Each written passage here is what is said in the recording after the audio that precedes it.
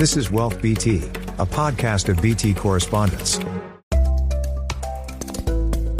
Welcome to Wealth BT, a podcast of BT correspondents, hosted by Genevieve Cua. In this episode, discover how to navigate market fluctuations and capitalize on volatility. This episode is brought to you by Pictet Wealth Management.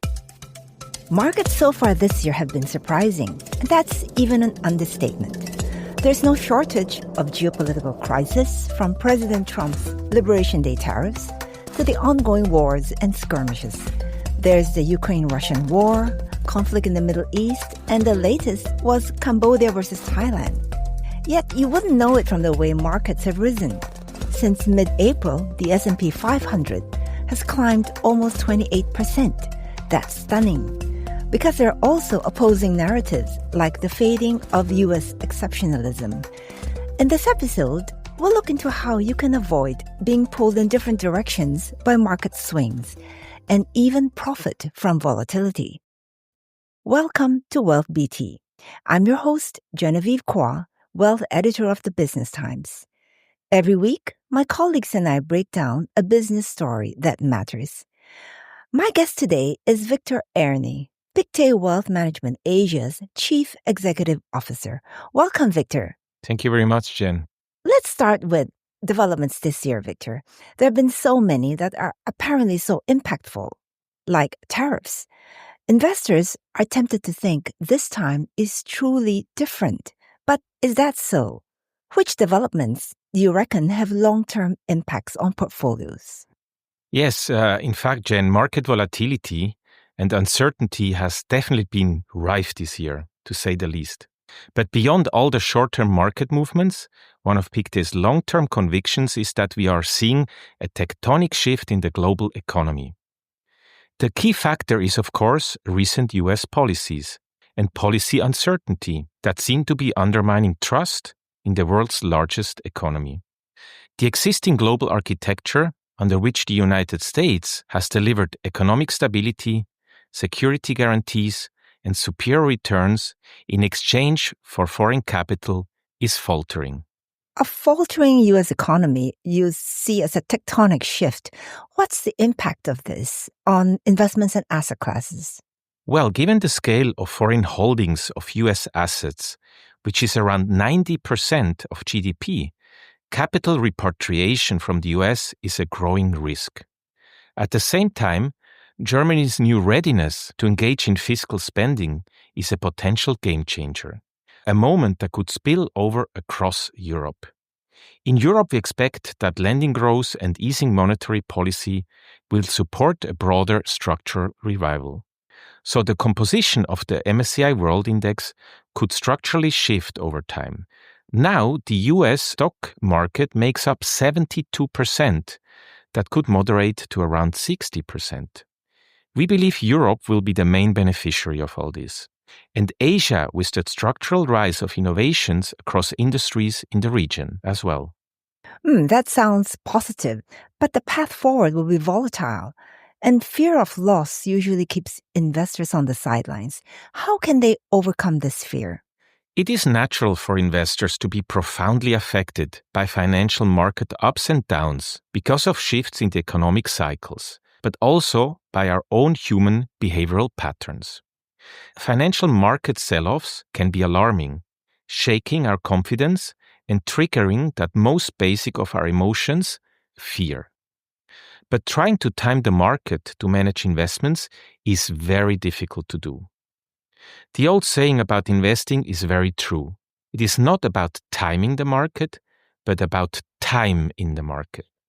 So let's talk a little bit about time in the markets. What does this mean and why does it matter?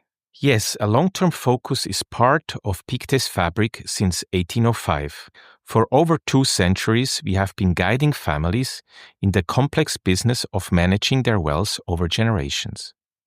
History shows us the clear benefits of taking a diversified and long-term approach to investing and having discipline to ride out short-term turbulence. Indeed, singly or combined, equities and bonds have a proven track record of delivering significant returns over the long run, despite bouts of short-term variability. There is evidence that just missing the best few days on markets will have an important effect on returns over the long run. So timing the market is extremely complicated and difficult. The biggest gains and the biggest losses tend to occur in close proximity, showing us that volatility is not evenly distributed over time. The strongest days of market performance are unpredictable and often occur during market downturns.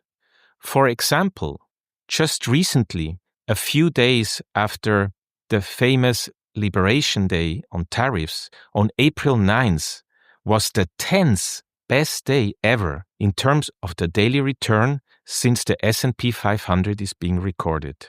So trying to time the market exposes investors to permanent loss risk, or in other words, to lock in the losses, while remaining invested, fully or partially, through turbulence avoids the risk of missing out on the rebound. This concept of the time effect on returns, how do you gauge that? So the time effect on markets is very, very important. The longer the holding period, the better the annualized returns for equities and bonds alike. Shorter periods reveal a more dispersed range of annualized returns. So historical analysis shows that for pure equity, pure bond, or a 60-40 portfolio held for 26 years, all have not experienced negative annualized returns.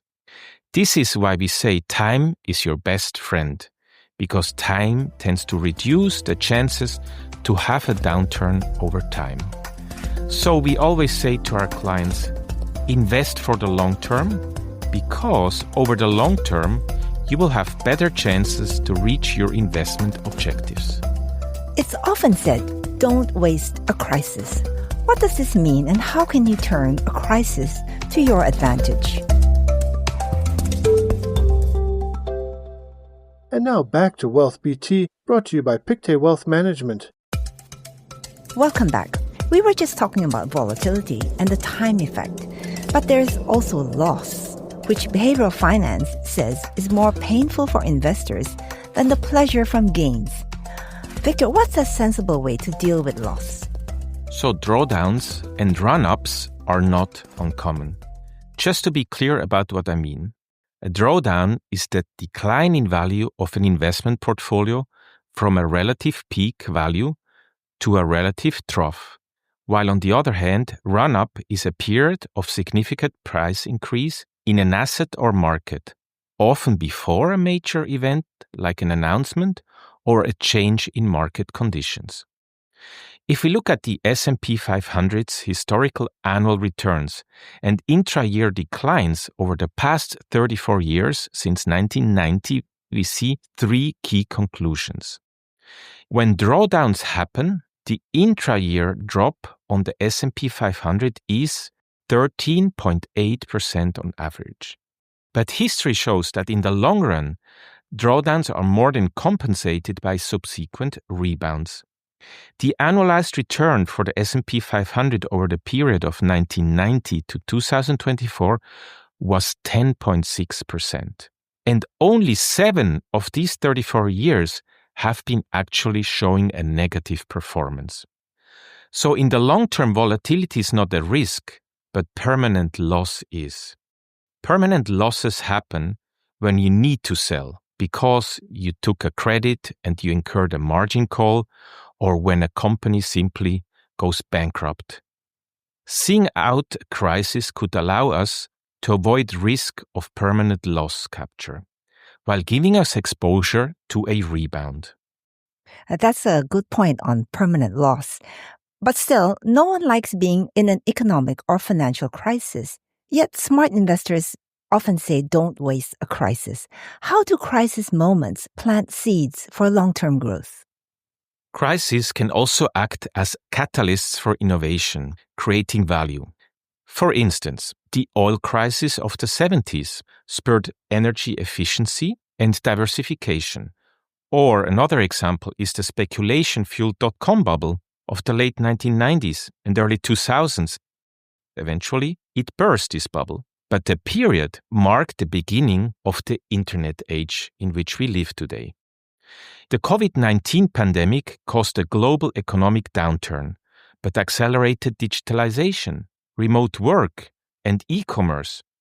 As long as a company creates value over the long term, its share price will converge towards its fair value, and short-term price fluctuations become irrelevant. Hence, again, the argument for staying invested. So there's another thing that many strategists talk about, which is creating a resilient portfolio. What does this mean? And how can having a strategic asset allocation help investors to gain confidence? This is a very important point, the topic of strategic asset allocation, Jen. So the key of building a resilient portfolio is a well-structured strategic asset allocation.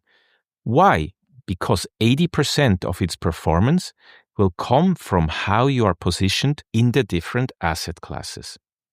This involves setting target allocations across asset classes based on expected returns, risk tolerance, time horizon, and investment objectives.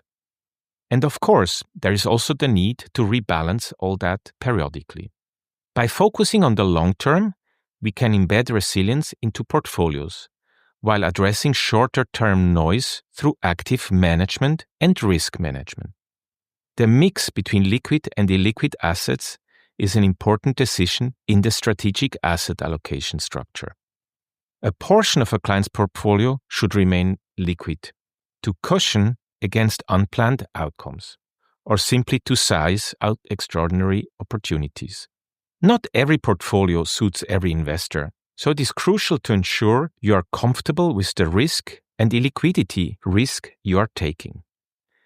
This involves understanding your liquidity needs and revisiting portfolios regularly, as we do at the beginning of each year, or, as some clients wish, also on a quarterly basis. What factors may prompt a shift in the strategic asset allocation? At Pictet Wealth Management, each year we review the investment landscape over a 10-year horizon to identify key opportunities and risks. We call this our annual Horizon Report.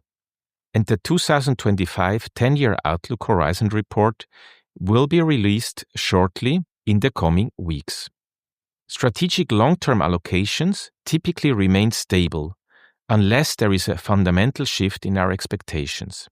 And from our clients' point of view, their expectations may also evolve. They could be entering different life stages, they may have children, they may be getting older, and their lifestyle and life goals might simply change. So from time to time, we also discuss with our clients because we need to adapt the asset allocation to their life cycle and the responding changes. And just to recap, time is essential. Time is what allows you to get to the investment objectives. Time is what reduces volatility, and it is with time that people tend to understand the beauty of the compounding effect of positive returns. Thank you, Victor, for your insights. Thanks for dropping in. Thank you very much, Jen. Staying invested when markets are on a roller coaster really isn't easy, but it's essential if you are to achieve your long-term financial goals and benefit from the power of compounding returns. I hope this episode helps you to see volatility with fresh eyes. And in investments, time is your friend. BT Correspondence will be back next week with an episode on transport. So until the next time, I'm Genevieve Cua. Thank you for listening. This episode of Wealth BT was brought to you by Pictet Wealth Management. This is a podcast by the Business Times. Find more BT podcasts at businesstimes.com.sg/podcasts or wherever you get your podcasts. This podcast is meant to provide general information only. SPH Media accepts no liability for loss arising from any reliance on the podcast or use of third parties' products and services.